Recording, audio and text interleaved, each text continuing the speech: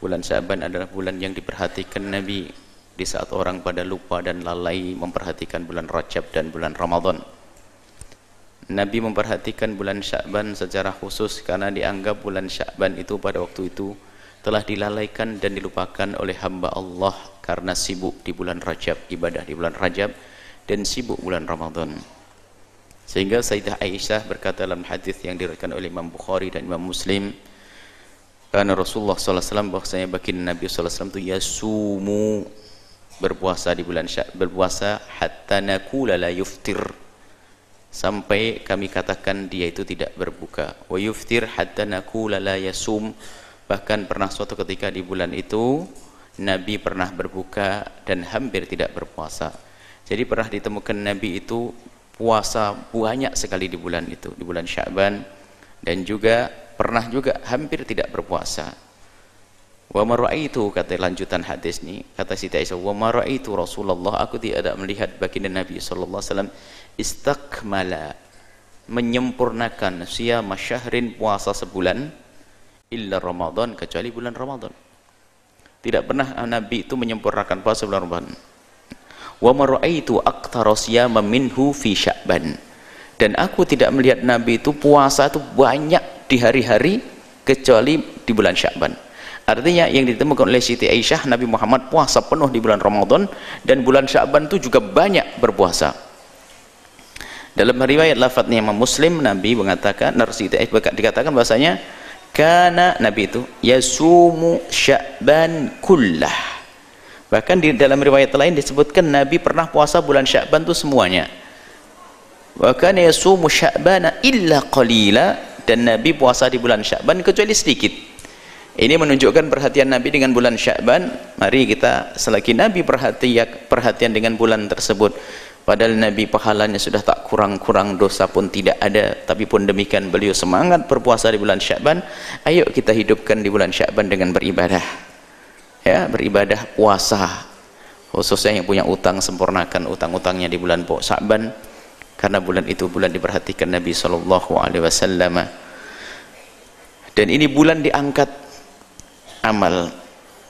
Ini bulan-bulan seperti ini, bulan Sya'ban itu bulan persiapan di bulan Ramadan.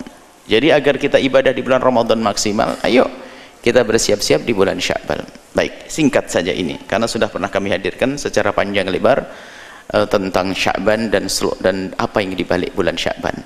Kemudian ada lagi sebagian orang meramaikan malam nisfu Sya'ban. Apakah diperkenankan yang demikian itu? Kok ada orang mengkhususkan di bulan Sya'ban?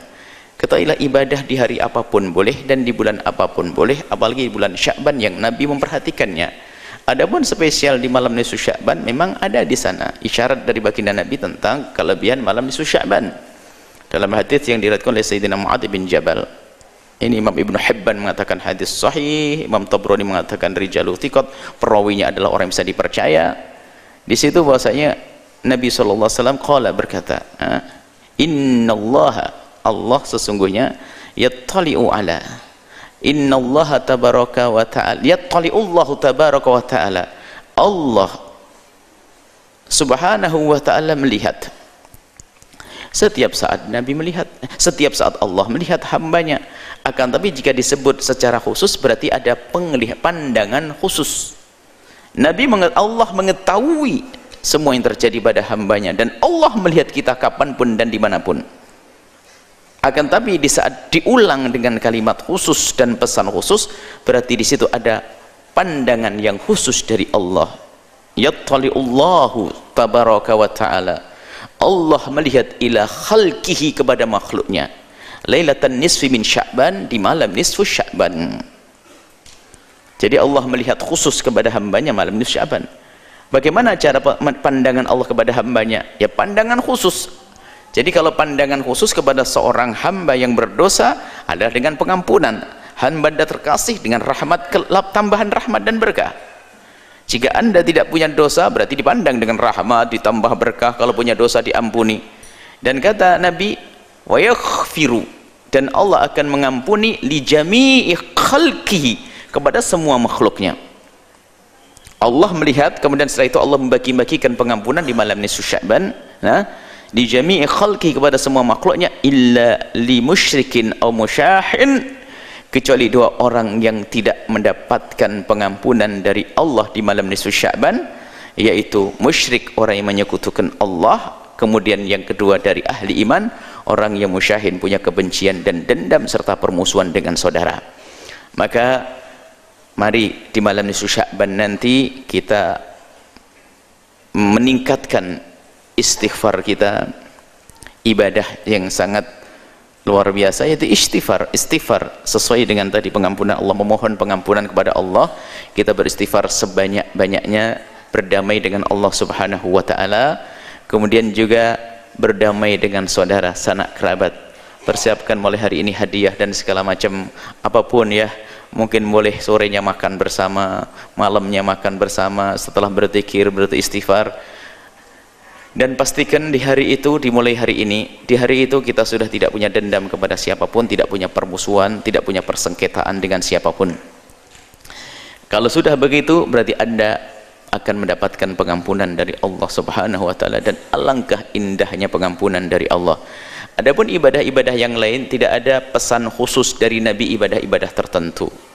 Tidak ada pesan sholat tertentu, tidak ada pesan apapun. Yang jelas semalam itu adalah Allah mengampuni hamba-hambanya. Maka yang sangat sesuai adalah memohon ampun kepada Allah. Dan kecuali orang yang mempunyai permusuhan, maka ayo kita jaga iman agar tidak termasuk orang yang menyekutukan Allah. Yang kedua adalah ayo berdamai dengan sesama manusia dengan menghilangkan dendam, dengki serta permusuhan. Adapun yang ingin melakukan sholat di malam hari itu, wong di malam sebelumnya pun juga boleh, maka yang ingin melakukan sholat malam itu juga boleh. Apakah sholat hajat, sholat tasbih, atau sholat yang lainnya diperkenankan. Ya, jadi diperkenankan sholat apa saja. Sholat hajat, mengulang hajatnya banyak, hajat keluarga, hajat bisnis, hajat ini, hajat, boleh. Lakukan sholat sebanyak-banyaknya malam itu, dan lakukan zikir sebanyak-banyaknya malam itu, dan istighfar sebanyak-banyaknya malam itu. Adapun jika ada amalan sholat khusus yang selama ini dilakukan sebagian orang, mohon niatnya saja diluruskan. Niatnya adalah niat sholat hajat diulang-ulang, atau sholat-sholat sunnah yang selama ini Anda ketahui, rubah niatnya dengan niat yang demikian itu. Mungkin setelah bangun malam Anda tahajud, atau mungkin Anda ba'diyah isya'nya 2 rakaat plus 2 rakaat. Kemudian Anda melakukan sholat awabin, sholat antara maghrib dengan isya yang dilakukan sebagian beberapa 2 sampai 6 rakaat. Anda bisa gabungkan itu semuanya sehingga sampai terhitung berapa rakaat sekuat Anda. Jadi yang jelas di malam itu tidak ada himbauan khusus sholat tertentu, tapi kalau Anda ingin melakukan sholat tentu tidak dilarang. Maka yang bukan dilarang, karena di hari yang lainnya pun boleh, maka di hari tersebut juga boleh. Innalillahi fi ayyami dahrikum nafahat. Allah itu mempunyai nafahat. Biarpun hadis ini diperselisihkan para ulama, Imam At-Tabrani meriwayatkan bahwa Allah itu mempunyai nafahat dalam setiap saat tertentu. Nafahat itu adalah karunia yang sifatnya maknawi, rohani, batini. Fata'aradu laha, maka hadanglah karunia Allah tersebut, nafahat rohaniat tersebut. Hadang. Cara menghadangi gimana? Bukan nongkrong kita, akan tapi menghadangnya dengan ibadah. Lakukan ibadah, baca Al-Quran dan sebagainya. La'alla yusibakum nafhatun, barangkali kamu akan dapatkan satu nafhah, satu titik rohaniat, satu tetes rohaniat, sehingga menjadi sikap falan tasqau abadan, dalam riwayat ba'daha abada, sehingga kau tidak akan menjadi orang yang bakal sengsara selamanya. Jadi perlu, kalau ada berita bahwasanya di hari itu, bahkan dalam riwayat Nabi pergi di suatu ketika dalam hadis yang lain, faqattu Rasulullah, kata Siti Aisyah, aku kehilangan Rasulullah, karena itu jatahnya Siti Aisyah. Kemudian faida huwa bil baki, tak taunya fakharajtu, kata keluar Siti Aisyah, faida huwa bil baki, Nabi di baki, di antara masjid Nabi dengan makbarah, kuburan itu adalah namanya baki. Di baki itu kuburan, di situ Nabi di sekitar itu. Kemudian Siti Aisyah datang, kemudian ya Rasulullah menegur, kata Aisyah, ya Aisyah, atakhafina ayahifallahu alaika wa rasuluh, apakah kamu kenapa ke sini Aisyah? Apakah kamu takut Allah dan Rasul menyanyiakan kamu? Enggak. Kata Rasulullah, inni dhanantu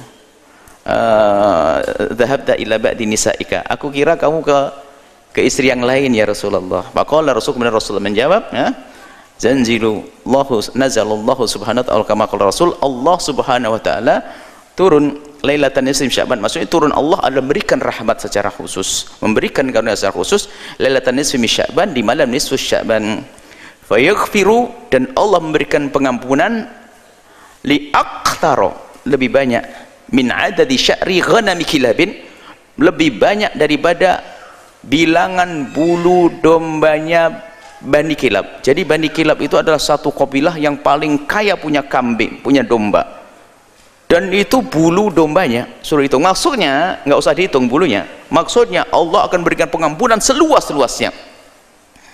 Nah, artinya Nabi melakukan, mengkhususkan juga, artinya Nabi malam itu juga melakukan sebuah kebaikan.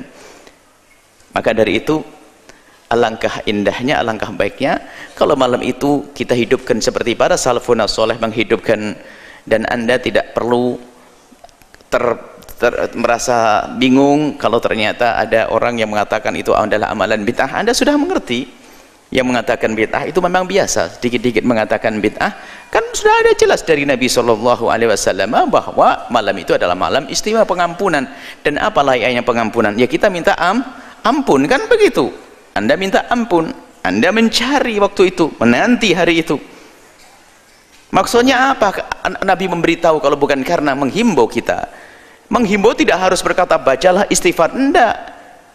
Kalau orang cerdas, Anda akan paham. Saudara-saudaraku, di kampung sebelah Anda pengembala kambing misalnya, Anda pengen rumput, lalu kami berkata di kampung sebelah banyak rumput, artinya apa? Ya pergilah ke sana, gitu. Gak usah kau merumput ke sana. Ini. Jadi hari ini adalah hari Allah, malam ini malam pengampunan. Ya, yang faham mencari pengampunan, selesai. Jadi tidak ada bid'ah di dalamnya. Asalkan yang Anda amalkan adalah amalan-amalan yang diajarkan Nabi SAW seperti istighfar, silaturahim, dan seterusnya. Ini saja insya Allah untuk persiapan kita memasuki bulan Sya'ban.